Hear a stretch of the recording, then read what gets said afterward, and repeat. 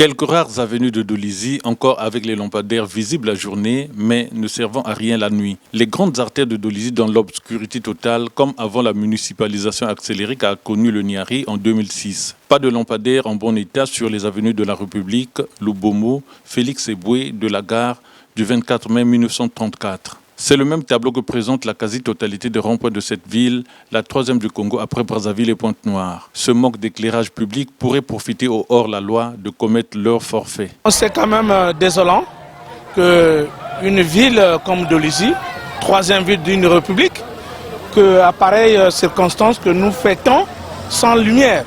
C'est quand même déplorable.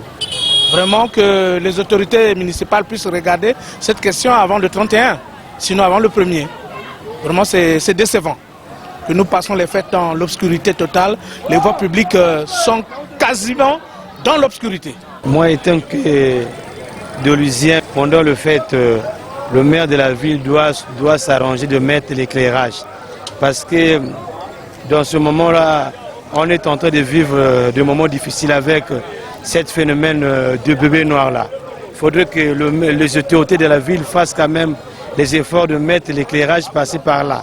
Cette réalité cause préjudice à ceux qui exercent les petites activités lucratives en période festive. Ces derniers sont obligés d'utiliser d'autres moyens pour chasser les ténèbres. On a mis les ampoules, c'est parce qu'ici il n'y a pas d'éclairage.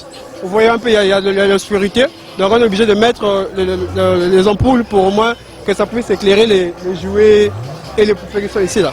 Les regards de Dolisiens sont tournés vers leurs autorités locales dans l'espoir de passer les fêtes de fin d'année et de nouvel an dans de bonnes conditions.